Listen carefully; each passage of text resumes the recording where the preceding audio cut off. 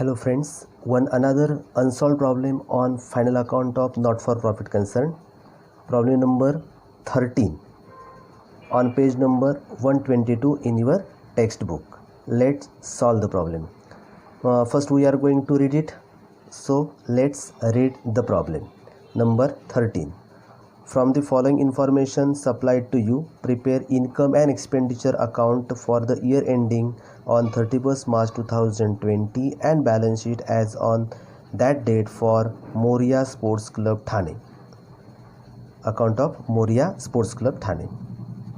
They have given us balance sheet as on 1/4/19, that is opening balance sheet. म्हणजे आपल्याला opening balance sheet त्यांनी दिलेली आहे, त्याचा आधार घेऊन आपण पुढे जाणार आहोत. आता याच्यामधले जे महत्त्वाचे कंटेंट आहेत, ओपनिंग बॅलन्सेस आहेत, जे आपल्याला पुढे क्लोजिंग कन्वर्ट करायचे आहेत, ते आपण या ठिकाणी बघून पुढे फॉरवर्ड करणार आहोत. बघूया. Let's read. Capital liabilities side, capital fund, our opening capital fund, therefore as it is liability side, inner column. Bank overdraft also liability. पहिल्यांदा आपण लायबिलिटी म्हणूया. ही आपली लायबिलिटी आहे, लास्ट इयरचा negative balance of bank. Outstanding salary adjustment आहे. आपण बघूया पुढे काय म्हणता येते. अजून इन्फॉर्म काय करतील ते आपल्याला इन्फॉर्मेशन असेल त्यानुसार आपण याला ट्रीटमेंट देणार आहोत. ॲसेट्स बघूया. Machinery fix asset, carry forward, opening balance of क्या machinery asset, therefore asset. Outstanding subscription adjustment of last year. Let's see पुढे आपण काय होतं ते बघूया. प्रीपेड इन्शुरन्स प्रीमियम लास्ट इयरचे ॲडव्हान्स आहेत, बघूया याला पुढे आपण नंतर. ॲडजस्टमेंट्स आहेत या. Furniture also fix asset, therefore asset. Opening balance 15,000. Cash in hand हा क्लोजिंग बॅलन्स आहे, तो पुढे आपल्याकडे आलेला असतो, आपण तो घेत नाही म्हणून क्रॉस मार्क केलं. Outstanding locker rent once again outstanding for last year, therefore this also adjustment. On next page they have given receipt and payment account. A receipt and payment account for the year ended 31st March 20. Receipt side wrongly print झाले बघा, print liability झालं, हे आहे खरं receipts. Receipt side आपली कुठे जाते, income आणि लायबिलिटी. हे करेक्ट करून घ्यायचं आपल्याला. अर्थातच ही आपली काय असणार आहे, रिसिप्ट साईड आहे, इन्कम आणि liability. To balance brought down, opening balance आपण घेणार नाही आहोत. आपल्याकडे आपण मगाशी बघितला इथे ॲसेट साईडला आपण ओपनिंग कॅश बॅलन्स इथे बघितला होता मगाशी, कॅश इन हँड. याचा अर्थ हे घ्यायची आवश्यकता नाही, लास्ट इयरला त्यांनी घेतलेला आहे आणि तो आपण नंतर कन्वर्ट करून इथे कॅश बॅलन्स ऑलरेडी आपल्याकडे क्लोजिंग आलेला आहे, त्यामुळे तो घ्यायची आवश्यकता नाही. सबस्क्रिप्शन इन्कम आहे आपला, इन्कम साईडला. To entrance fees into bracket capitalise म्हणजेच लायबिलिटी, कॅपिटलमध्ये घ्या म्हणता येते. Special entrance fee liability. Locker rent काही इन्फॉर्म नाही केलं आहे म्हणजेच इन्कम. रेव्हेन्यू रिसिप्ट आहे आपली, income. Donation once again into bracket capitalise, therefore liability. म्हणजे हे कॅपिटलाइज आहेत म्हणजे कॅपिटल फंडमध्ये घ्या म्हणता येते, म्हणून आपण त्यांना स्पेशल एंट्रान्स फी किंवा डोनेशन म्हणूया आपण, आणि मग लायबिलिटीला घेणार आहोत. Another side that is payment, expenditure आणि asset. By balance brought down, bank overdraft हा ओपनिंग बॅलन्स आहे. याचा अर्थ बँक ओव्हरड्राफ्ट जो आपण मगाशी रीड केला होता, ज्याला आपण मगाशी म्हणालो होतो लायबिलिटी, बँक ओव्हरड्राफ्ट, तो काय आता घ्यायची आवश्यकता नाही. तोच बॅलन्स पुढे फॉरवर्ड झालेला आहे, ओपनिंग बॅलन्स. जसा कॅश बॅलन्स आपण घेत नाही तसा हा नाही घेतला तरी चालतं आहे, म्हणून मी या ठिकाणी क्रॉस मार्क केलं आहे. एक तर लायबिलिटीला जर ओपनिंग बॅलन्स नसता तर आपण लायबिलिटीला घेतला असता, पण आता सध्या आपण त्याला क्रॉस मार्क केलं, नाही घेतलं तरी चालतं, कारण तो रिपेड झालेला आहे आणि तो ॲडजस्ट होऊनच मग तुमचा कॅश ॲट बँक बॅलन्स आला आहे. जसं कॅश बॅलन्स ॲडजस्ट होऊन आला आपल्याकडे क्लोजिंग, तसा हा बँक बॅलन्ससुद्धा ॲडजस्ट होऊन आलेला आहे आणि त्याच्यामुळे हा ओपनिंग जो बँक ओव्हरड्राफ्ट आहे तो घ्यायची आवश्यकता नाही. घेतला तर तो नील दाखवायला हरकत नाही. बघूया आपण नंतर. By salary expenditure, by insurance premium expenditure, by interest expenditure, by refreshment expenses expenditure, by furniture asset आहे आपला, ॲसेट. न्यू परचेस आहेत, इथे आपण स्टार मार्क करून घेऊ शकतो, तिकडे घेतले ते आपण. आणि नंतर cash in hand, cash at bank closing balance आहे, ते मात्र आपल्याला घ्यायला लागणार आहे. Subscription received includes 3,000 for 18-19 and outstanding subscription for 19-20 ऑज ₹14,000. सबस्क्रिप्शनला 2 adjustment आहेत, म्हणून आपण सबस्क्रिप्शनला 2 स्टार मार्क केलेले आहेत. हे लास्ट इयरचं दिसतं आहे आणि हे करंट इयरचं आहे, म्हणून 2 स्टार मार्क केलेत. म्हणजे ही ॲडजस्टमेंट जी आपण इथे पेंडिंग ठेवली आहे आउटस्टँडिंग सबस्क्रिप्शन त्या संदर्भात त्यांनी इथे मेन्शन केलेलं आहे, ते आपण नंतर बघूया. On 31 March 20 prepaid insurance premium was 2500. Insurance premium expenditure आहे, त्याला स्टार मार्क करूया. इन्शुरन्स प्रीमियम एक स्टार मार्क केला. आणि एक लास्ट इयरला आपल्याकडे दिसला होता मगाशी प्रीपेड इन्शुरन्स प्रीमियम, पण मी सेकंड स्टार मार्क त्याला केला या ठिकाणी, सेकंड ॲडजस्टमेंट आहे म्हणून. Next depreciate furniture by 3000. फर्निचरला ॲडजस्टमेंट आहे, ते आपण स्टार मार्क करून घेतलं. इथे ओपनिंगला फर्निचर आहे, त्याच्यामध्ये न्यू पर्चेसेस आणि डेप्रिसिएशन असे 2 स्टार मार्क या ठिकाणी करून घेतलेत. And last locker rent outstanding for 1920 rupees 400. Once again locker rent income आहे आपला, एक स्टार मार्क. आणि एक स्टार मार्क कोणासाठी केला आहे बघा आपण, जो इथे आपल्याला सापडला ॲसेट साईडला आउटस्टँडिंग लॉकर रेंट, त्याच्यासाठी मी ॲडजस्टमेंट म्हणून ती गृहीत धरली या ठिकाणी आणि त्याला डबल स्टार मार्क केला. 2 स्टार मार्क झाले. असा आपला प्रॉब्लेम हा काय झाला, वाचून झालेला आहे. आता आपण अकाउंट प्रिपेअर करूया, जे आपण अगोदर प्रिपेअर करून घेऊया. Problem number 13 on page number 122 in the books of Moria sports club Thane. Income and expenditure account for the year ended 31 March 2020. Debit side expenditure, credit side income side. Balance sheet as on 31 March 20. Liability side, asset side, असं आपण prepare करून घेतलं. आता posting करूया. Posting काय करायचं अगोदर, अर्थातच आपल्याकडे जी उपलब्ध असणारी जी ओपनिंग बॅलन्स शीट आहे ती आपण या ठिकाणी पहिल्यांदा खाली करून घेणार आहोत. ठीक आहे. ॲसेट साईड घेऊया आपण. ॲसेट साईडला बघा, मशिनरी आपला ॲसेट आहे म्हणून ॲसेटला लिहून ठेवला मशिनरी 69,000. त्याला कोणती ॲडजस्टमेंट नाही, स्टार मार्क नाही आहे म्हणून अमाऊंट त्याची आउटर कॉलममध्ये घेतली. ओपनिंग आणि क्लोजिंग व्हॅल्युएशन त्याचं सेम आहे. अजून हे आपण बघूया नंतर. फर्निचर ॲसेट आहे, तो पण घेऊन ठेवला. फर्निचर 15,000 इनर कॉलममध्ये ओपनिंग बॅलन्स आहे आणि त्याला 2 स्टार मार्क केलेत म्हणून त्याच्या खाली आपण स्पेस सोडली 2-3 ओळी. कॅश इन हँड आपण घेणार नाही आहेत, ओपनिंग बॅलन्स तिकडे आहे आणि ही ॲडजस्टमेंट आहे ते आपण नंतर बघूया. इकडे कोणकोणते बॅलन्स आहेत बघा. लायबिलिटीज, कॅपिटल फंड आपण घेणार आहे तसाच capital fund. Opening capital fund आहे, इनर कॉलम घेऊन ठेवला 64,500. आपण या ठिकाणी लिहून घेतलेत. कॅपिटल फंड इनर कॉलम घेतो आपण ऑलवेज, कारण त्याच्यामध्ये ॲडजस्टमेंट्स आणि सरप्लस डेप्रिसिएट असतं ॲडजस्ट करायचं म्हणून. नेक्स्ट बँक ओव्हरड्राफ्ट हा आपल्याला घ्यायचा नाही आहे, कारण ओपनिंगला त्या ठिकाणी रिपेड झाला आहे. पण जर वाटलंच आपल्याला, हा समजा आपण बँक ओव्हरड्राफ्ट लायबिलिटी म्हणून घेतला तर तो आपल्याला असा दाखवता येऊ शकतो. एक ऑप्शनल आहे, नाही घेतलं तरी चालतो कारण शेवटी बॅलन्स नील येणार आहे. बँक ओव्हरड्राफ्ट 38,000 मी इनरमध्ये घेऊन ठेवला. याला घेतलं नाही तरी चालणार आहे कारण शेवटी बॅलन्स तुमचा नील येणार आहे. म्हणून बँक ओव्हरड्राफ्ट मी सध्या लिहून घेतलेला आहे आपल्या माहितीसाठी. बँक ओव्हरड्राफ्ट लायबिलिटी आहे 38,000 आणि म्हणून ती मी लिहून ठेवली आहे ठिकाणी 38,000. ठीक आहे. अशा प्रकारे बॅलन्स शीट आपण पूर्ण पोस्ट करून घेतली. आता आपण जाऊया रिसिप्ट पेमेंट साईडला. रिसिप्ट साईड ही आपली रिसिप्ट साईड आहे. ओपनिंग बॅलन्स घेणार नाहीच आपण. सबस्क्रिप्शन आपला इन्कम आहे, इन्कम साईडला घेऊन ठेवला. By subscription inner column 1,05,000. 2 star mark आहेत म्हणून त्याला 2-3 ओळी शिल्लक ठेवल्या, स्पेस सोडली. आणि मग आपण नेक्स्ट घेतलेला आहे बघा, एंट्रान्स फीज कॅपिटलाइज करायची म्हणजे कॅपिटल फंडमध्ये ॲड. या ठिकाणी कॅपिटल फंड मगाशी आपण घेतला होता त्याच्यामध्ये ॲड केला एंट्रान्स फीज 9,300. त्याने आपल्याला इथेच सांगितलेलं आहे कॅपिटलाइज करा म्हणून ते इकडे घेऊन ॲडजस्ट करायची आवश्यकता नाही. डायरेक्ट आपण एंट्रान्स फी घेऊन गेलो कॅपिटल फंडमध्ये ॲड 9,300 कॅपिटलाइज करा म्हटल्यामुळे. लॉकर रेंट आपला इन्कम आहे, 1 second income side. By locker rent inner column 1,500 inner column आणि आपण त्याला स्पेस सोडली. ह्या ॲडजस्टमेंट आहे ते आपण नंतर बघणार आहोत. सध्या आपण पोस्टिंग करतो आहे. जे ब्लू पेनमध्ये आहे ते पोस्टिंग, रेड पेनमध्ये आहे ते अर्थात ॲडजस्टमेंट आहेत म्हणून ते आपण नंतर बघूया. लॉकर रेंट आपण पोस्ट केला 1,500 आणि स्पेस सोडली. Donation to donation 1 second capitalise therefore liability side. Liability साईडला आपण कॅपिटल फंडमध्ये ॲड डोनेशन करून ठेवलं 800. इथेच डायरेक्ट सांगितलं आहे, आपण डायरेक्ट तिकडे घेऊन गेलो. कॅपिटल फंडमध्ये ॲड डोनेशन 800. जर ब्रॅकेटमध्ये इन्फॉर्मेशन नसती तर आपण कुठे घेतलं असतं, इन्कम साईडला घेतलं असतं रेव्हेन्यू रिसिप्ट म्हणून. पण ते आपल्याकडे स्पेशल आहेत, कॅपिटलाइज केलेत म्हणून आपण त्यांना कॅपिटल फंडमध्ये ॲड करून टाकलं एंट्रान्स फीज आणि डोनेशन. रिसिप्ट साईड संपली आपली. पेमेंट साईडला जाऊया. पेमेंट साईडला by balance brought down overdraft आहे बघा.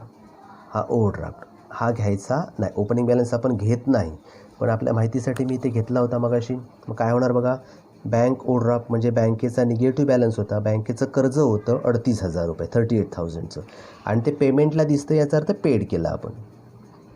मग लास्ट इयरला आपल्याकडे बँकेचं कर्ज होतं, बँकेचा निगेटिव्ह बॅलन्स होता 38,000 आणि तो आपण व्हेरी फर्स्ट डेला पेड केला आहे, रिपेड केला. इथे बॅलन्स दिसेल तर पेमेंट आहे म्हणजे रिपेड केला आपण आणि म्हणून ते मी मायनस करून दाखवलं. लेस रिपेड 38,000 डॅश. ओपनिंग बॅलन्स नाही घेतला तरी चालतो, म्हणून इथे नाही घेतला तरी चालला असता, पण आपल्याला माहितीसाठी दिला. बँक ओव्हरड्राफ्ट 38,000 होता बॅलन्स, पण ह्या वर्षी आपण तो रिपेड केला. आता बँकेचा बॅलन्स काय झाला, या ठिकाणी निगेटिव्ह बॅलन्स होता, कर्ज होतं ते नील झालं. ठीक आहे. Next salary, insurance premium, interest, refreshment expenses हे आपले एक्सपेंडिचर आहेत, ते आपण घेऊया एक्सपेंडिचर साईडला. टू सॅलरी त्याला ॲडजस्टमेंट आहे, इनर कॉलममध्ये घेतलं 17,500, स्पेस सोडली. Next to insurance premium, once again inner column adjustment आहेत त्याला, स्पेस सोडली. Next to interest, outer column adjustment नाही 1,400. To refreshment expenses, outer column 4,200. हे आपण पोस्ट केलं एक्सपेंडिचर. नेक्स्ट फर्निचर, ॲसेट आहे आपला, ॲसेटला जाऊया. ॲसेटला मगाशी आपण ओपनिंग बॅलन्स लिहून ठेवला होता 15,000, त्याच्यामध्ये ॲड करा. हे ह्या वर्षी आपण पेमेंट केलं फर्निचरसाठी, याचा अर्थ परचेस केलं 30,000. हे गेल्या वर्षीचं फर्निचर होतं 15,000 जे बॅलन्स शीटला सापडलं होतं. आता हे पेमेंटला आहे, याचा अर्थ न्यू परचेस केलं आपण, जुनं 15,000चं आणि हे न्यू आपण परचेस केलं 30,000चं. टोटल फर्निचर आपल्याकडे आहे 45,000 रुपयाचं. इनर कॉलम अजून एक ॲडजस्टमेंट आहे म्हणून त्याला मी इनर कॉलममध्येच ठेवलं. At new purchases 30,000, total 45,000. Space सोडली, पुढे गेलो. Cash in hand, cash at bank हे दोन्ही क्लोजिंग बॅलन्सेस आहेत, ते लिहून ठेवले. स्पेस सोडली याला आणि मग लिहिलं कॅश इन हँड 6,500 आणि कॅश ॲट बँक 20,000 आपण या ठिकाणी आउटर कॉलममध्ये घेऊन ठेवले. अशा प्रकारे आपली ही पोस्टिंग झाली. आता आपण ॲडजस्टमेंट्स बघूया. ॲडजस्टमेंट्स बघत असताना ओपनिंग बॅलन्स शीटसुद्धा आपल्याला विचारात घ्यायची आहे.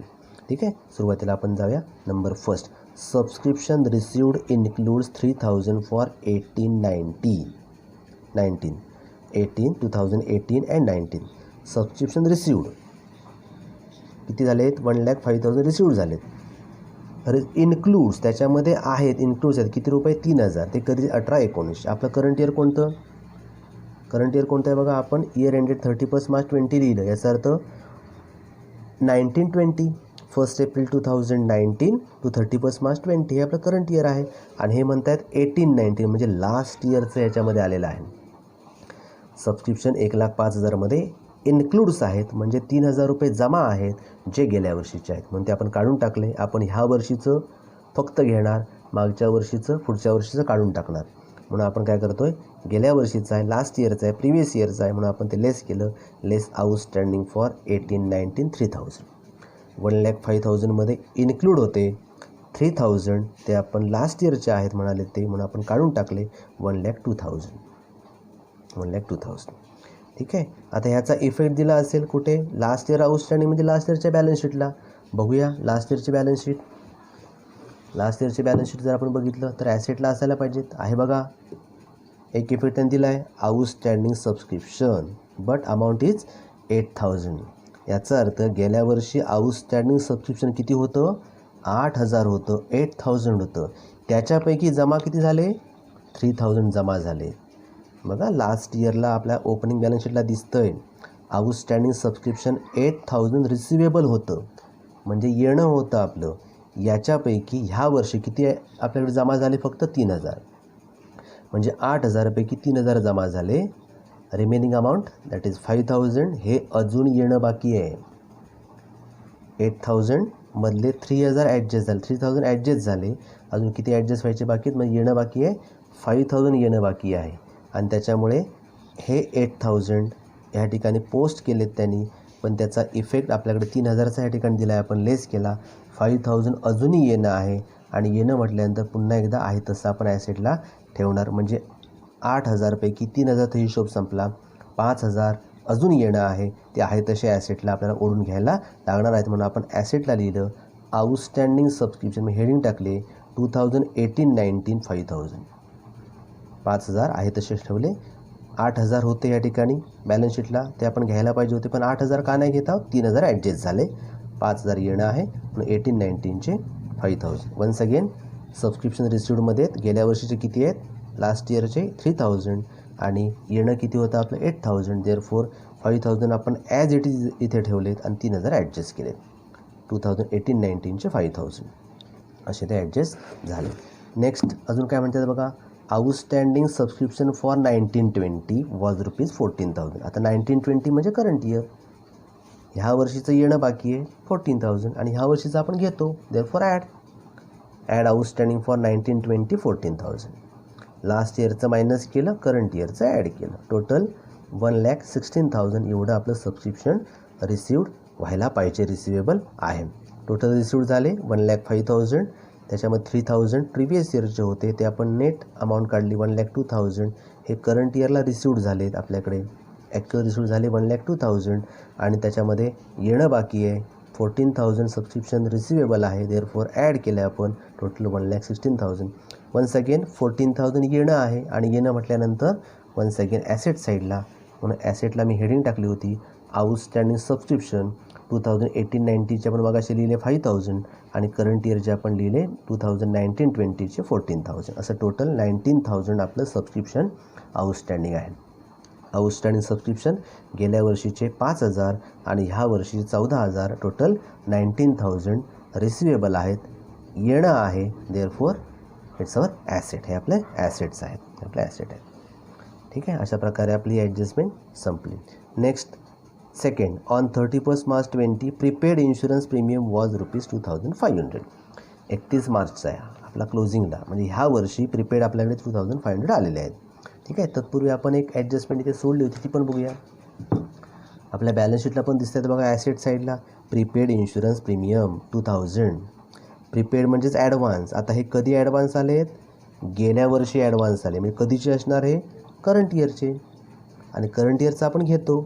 प्रीपेड इन्शुरन्स प्रीमियम 2,000 प्रीपेड आहेत कधी? गेल्या वर्षी. लास्ट इयरच्या बॅलन्स शीटला आहेत, म्हणजे गेल्या वर्षी ॲडव्हान्स आपण प्रीपेड केलेत, म्हणजे लोकांचं पेमेंट करून टाकलेलं आहे, जे करायला नको होतं. ॲडव्हान्स केलं आणि त्याने तो आपला ॲसेट होता. आता गेल्या वर्षी ॲडव्हान्स दिले म्हणजे कधीचे असणार? ते करंट इयरचे. मग करंट इयरचं आपण घेतो आणि देअरफॉर मी काय केलं बघा, या ठिकाणी इन्शुरन्स प्रीमियममध्ये गेल्या वर्षीचे प्रीपेड, त्यालाच ॲडव्हान्स म्हणतो आपण, मी ते प्रीपेड ऑप्शनल शब्द वापरला आहे. ॲडव्हान्स इन 18-19 कधी ॲडव्हान्स आले होते? 18-19मध्ये ॲडव्हान्स आले होते, म्हणजे ते कधीचे असणार? करंट इयरचे. 2,000 आपण ॲड केले. प्रीमियमवर खर्च केला आपण 11,000. त्याच्यामध्ये ॲड केले गेल्या वर्षीचे 2,000. टोटल प्रीमियम आपला खर्च किती झाला? 13,000. असे एकूण 30,000 झाले. आपल्याकडे एक इफेक्ट त्याने दिला इकडे टोटल अमाऊंटचा 2,000 आणि एक आता आपण दिला. असे 2 इफेक्ट झाले याचे. आणि आता आपण ते ॲडजस्टमेंट बघूया, जी मगाशी आपण पेंडिंग ठेवली ती, म्हणजेच करंट इयरला प्रीपेड दिसत आहेत, म्हणजे ह्या वर्षी प्रीपेड झालेत. ह्या वर्षी प्रीपेड म्हणजेच ॲडव्हान्स. ह्या वर्षी प्रीपेड झाले म्हणजे ॲडव्हान्स. आता हे ॲडव्हान्स इन 19-20 म्हणजे प्रीपेड इन 2019-20 ह्या वर्षी प्रीपेड झाले, म्हणजे कधीचे असणार? ते नेक्स्ट इयरचे. आणि मगाशीच बोललो आपण की प्रिव्हियस इयरचं आणि नेक्स्ट इयरचं आपण घेत नाही, म्हणून आपण ॲडव्हान्स हे पुढच्या वर्षीचे आहेत म्हणून ते काढून टाकले. हे गेल्या वर्षी आलेले ॲडव्हान्स ह्या वर्षीचे आहेत म्हणून आपण ॲड केले आणि हे ॲडव्हान्स नेक्स्ट इयरचे आहेत म्हणून ते आपण मायनस केले 2,500 आणि नेट बॅलन्स काढला 10,500. Advance in last year add, advance in current year less.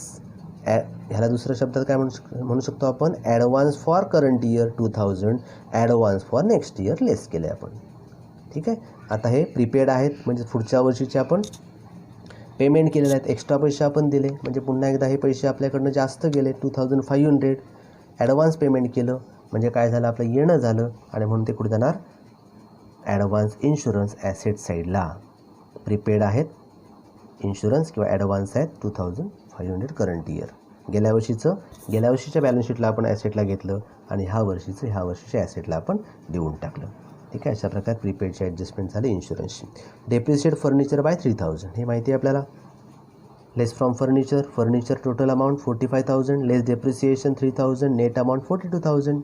Total furniture amounted to 45,000 but now it's decreased by ₹3,000. Therefore net balance is 42,000. Valuation of fix asset decrease by 3,000. त्याला काय म्हणतो आपण? Depreciation. म्हणून आपण depreciation त्याने काढून दिलं आहे, लेस केलं 3,000. टोटल नेट बॅलन्स आपण घेतला 42,000 आउटर कॉलम. लॉस झालं. Second effect profit and loss expenditure साईडच्या डेबिट साईडला एक्सपेंडिचर साईडला आपण घेतला टू डेप्रिसिएशन ऑन फर्निचर 3,000. ठीक आहे, असं आपलं लॉस आपण ट्रान्सफर केलं, हे माहिती आहे आपल्याला. Next locker rent outstanding for 1920 400. Locker rent संदर्भात आहे. पुन्हा एकदा अगोदर आपण प्रिव्हियस बॅलन्स शीटला जाऊया. लॉकर रेंट संदर्भात काहीतरी म्हटलं आहे त्यांनी, आउटस्टँडिंग लॉकर रेंट 500 आणि इथे आउटस्टँडिंग दिला आहे त्यांनी कधीचा, आउटस्टँडिंग 400 जो दिला आहे आपल्याला हा कधीचा आहे, करंट इयरचा आहे. याचा अर्थ गेल्या वर्षीचा लॉकर रेंटसुद्धा काय असणार आहे, या ठिकाणी पेमेंट त्याचं किंवा आपल्याला रिसिव्ह झालेले असणार आहे. म्हणून लॉकर रेंट आपल्याकडे आलेलं बघा, लॉकर रेंट 500 गेल्या वर्षीचा आहे, तो ॲडजस्ट करायला लागेल. आणि म्हणून आपण काय केलं बघा, लॉकर रेंट गेल्या वर्षीचे 500 हे आपल्या ह्या लॉकर रेंटमध्ये असणार आहेत आणि म्हणून ते आपण काढून टाकले. कारण ह्याच्या संदर्भात कुठेही पुढे मेन्शन नाही केलं लॉकर रेंट पेएबल आहे म्हणून. तर सबस्क्रिप्शनला म्हटले होते 3,000 रुपये आलेत 8,000पैकी, तसं इथे कुठेही सांगितलं नाही. याचा अर्थ आपण अज्युम करणार आहोत लॉकर रेंट जो 1500 आहे याच्यामध्ये हे लास्ट इयरचे आउटस्टँडिंग असणार आहेत. कारण त्याने आपल्याला फक्त करंट इयरचं आउटस्टँडिंग सांगितलेलं आहे, लास्ट इयरचं सांगितलं नाही. जसं सबस्क्रिप्शनला सांगितलं तसं सांगितलं नाही. म्हणून आपण काय केलं, we are assume that ₹500 of previous year is includes in 1500. पण लॉकर रेंटमध्ये आपण काय केलं, आउटस्टँडिंग फॉर 18-19 म्हणजेच लास्ट इयरचे आपण लेस केले 500. वन इफेक्ट इथे आहे आणि सेकंड इफेक्ट आपण इथे दिला, लास्ट इयरचे काढून टाकले, 1000 बॅलन्स राहिला. आणि मग आपण काय करणार आहोत, अर्थातच आपली ही ॲडजस्टमेंट आहे. Locker rent outstanding for 1920 that is current year ₹400 outstanding current इयरचे मात्र ॲड करणार. Add outstanding for current year 2019-20 400, 1000 add 400 total 1400 outer column. Outstanding income आहे, इन्कम म्हणजे येणं झालं आपलं. Once again outstanding locker rent income asset साईडला 400 असं आपण लिहून ठेवलेलं आहे. आउटस्टँडिंग लॉकर रेंट 400 असे पोस्टिंग आपण केली. इथे मात्र आपले लॉकर रेंट प्रिव्हियस इयरचे पूर्ण पेमेंट झालं होतं म्हणून आपण ते पेमेंट म्हणण्याऐवजी रिसिव्ह झाले होते म्हणून आपण ते लेस केले. त्याचा इफेक्ट ऑलरेडी तिकडे आहे आणि हे मात्र करंट इयरचं आपण ह्या ठिकाणी करंट इयरच्या बॅलन्स शीटला दाखवलेलं आहे. ठीक आहे, अशा प्रकारे ह्या ॲडजस्टमेंट संपल्या. आणि एक पेंडिंग राहिली ॲडजस्टमेंट ती म्हणजे आउटस्टँडिंग सॅलरी. आता याच्याबद्दलसुद्धा कुठेही मेन्शन केलं नाही नेक्स्ट लाईनमध्ये किंवा कुठेही आपल्याला. म्हणजे ह्या सॅलरीचं काय झालं 4000चं कुठे काय सांगितलं नाही. याचा अर्थ काय आपण लक्षात घ्यायचा, पुन्हा अज्युम करायचं सॅलरी जी आपण पेड केलं आहे 70,500 ह्याच्यामध्ये कधीची असणार, प्रिव्हियस इयरचे 4000सुद्धा पेड केले असणार. हे अज्युम केलं आपण. म्हणून टू सॅलरी 70,500 त्याच्यामध्ये less outstanding for 18-19 that is last year 4000 minus केले आणि नेट बॅलन्स काढला आपण 13,500. हे अज्युम केलं आपण. सॅलरी संदर्भात पुढे इन्फॉर्म नाही केलं आपल्याला आणि म्हणून गृहीत धरून चाललं आहे आपण. अज्युम केलं की हे लास्ट इयरचे 4000 पेमेंट आपण ह्या वर्षी केले आणि म्हणून to salary 70,500 less outstanding for last year 4000 net 13,500. First effect दिला आहे त्यांनी बॅलन्स शीटला गेल्या वर्षीच्या बॅलन्स शीटला आणि हे आपण सेकंड दिला. अशा प्रकारे ह्या ॲडजस्टमेंट आपल्या संपलेल्या आहेत. ठीक आहे, आता क्लोज करूया. First income expenditure account close करूया. टोटल ही साईड मोठी दिसते 1,70,400. टोटल दोन्ही बाजू लिहून ठेवले. त्याच्यामधनं एक्सपेंडिचर मायनस केले, बॅलन्स राहतो 84,800 दॅट इज सरप्लस. एक्सपेन्सेस जास्त आहेत, इन्कम जास्त आहे, एक्सपेन्सेस कमी आहेत, therefore surplus. Excess income over expenditure to surplus carry down 84,800 हे आपण या ठिकाणी घेतलं. आणि सरप्लस नेहमी ॲड करतो म्हणून कॅपिटल फंडमध्ये सरप्लस ॲड केला आणि टोटल घेतले आपण तर क्लोजिंग कॅपिटल फंड सापडला 1,59,400. बाकी काही नाहीच आहे. आणि मग टोटल केले आपण तर टोटल 1,59,400 ही टोटलसुद्धा तेवढीच येते 1,59,400 आणि बॅलन्स शीट आपली टॅली होते. अशा प्रकारे हा प्रॉब्लेम या ठिकाणी आपला संपलेला आहे. एकदा आपण प्रॉब्लेम बघून घेऊया. इन्कम अँड एक्सपेंडिचर अकाउंट हे आपण घेतलं प्रिपेअर करून, पूर्ण झालं आपलं, सॉल्व झाले. सरप्लस सापडला 84,800. नेक्स्ट बॅलन्स शीट जी टॅली झाली आपली 1,59,400. अशा प्रकारे हा प्रॉब्लेम आपला संपला. थँक्यू.